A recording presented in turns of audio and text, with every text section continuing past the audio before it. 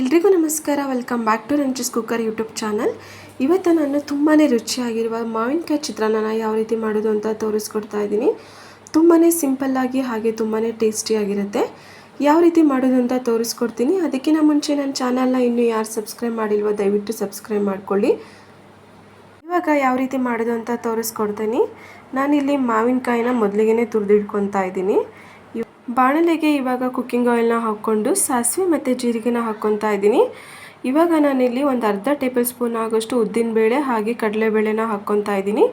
ಹಾಗೆ ಸ್ವಲ್ಪ ಶೇಂಗಾನ ಹಾಕ್ಕೊತಾ ಇದ್ದೀನಿ. ಇದೆಲ್ಲದನ್ನು ನೀಟಾಗಿ ಫ್ರೈ ಮಾಡ್ಕೊಬೇಕು. ಸ್ವಲ್ಪ ಕ್ರಿಸ್ಪಿ ಆಗೋವರೆಗೂ ಚೆನ್ನಾಗಿ ಫ್ರೈ ಮಾಡ್ಕೊಬೇಕು.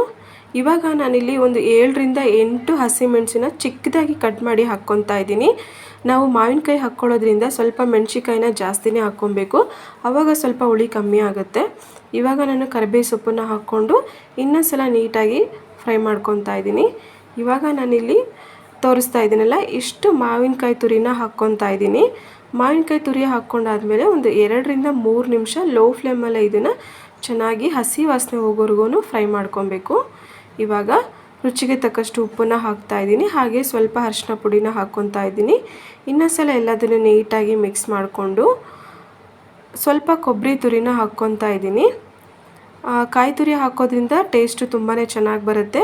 ಬೇಕಾದರೆ ಹಾಕ್ಬೋದು, ಇಲ್ಲಾಂದರೆ ಸ್ಕಿಪ್ ಮಾಡ್ಬೋದು. ಇವಾಗ ನಾನು ಮೊದಲಿಗೆ ಆರಿಸಿ ಇಟ್ಟಿರೋ ಅನ್ನನ ಹಾಕ್ಕೊತಾ ಇದ್ದೀನಿ. ಮುಂಚೆನೇ ನಾವು ಅನ್ನನ ಸ್ವಲ್ಪ ಆರಿಸಿ ಇಟ್ಟರೆ ಈ ಥರ ಬಿಡಿ ಬಿಡಿಯಾಗಿ ಬರುತ್ತೆ, ಆವಾಗ ಟೇಸ್ಟು ತುಂಬ ಚೆನ್ನಾಗಿರುತ್ತೆ.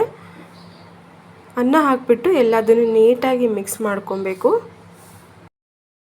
ಅನ್ನ ಎಲ್ಲ ಮಿಕ್ಸ್ ಮಾಡ್ಕೊಂಡಾದ್ಮೇಲೆ ಕೊನೆಯಲ್ಲಿ ಸ್ವಲ್ಪ ಕೊತ್ತಂಬರಿ ಸೊಪ್ಪನ್ನು ಈ ರೀತಿ ಕಟ್ ಮಾಡಿ ಹಾಕೋದ್ರಿಂದ ಟೇಸ್ಟ್ ತುಂಬಾ ಚೆನ್ನಾಗಿರುತ್ತೆ, ಹಾಗೆ ನೋಡೋದಕ್ಕೂ ತುಂಬ ಚೆನ್ನಾಗಿರುತ್ತೆ.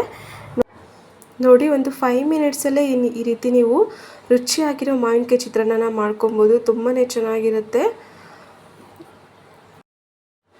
ಈ ರೀತಿ ಒಂದ್ಸಲ ಟ್ರೈ ಮಾಡಿ ನೋಡಿ ಮಾವಿನಕಾಯಿ ಚಿತ್ರಾನ್ನ. ತುಂಬಾ ಟೇಸ್ಟಿಯಾಗಿ ಬರುತ್ತೆ, ಹಾಗೆ ಬೇಗ ಕೂಡ ಮಾಡ್ಕೊಬೋದು.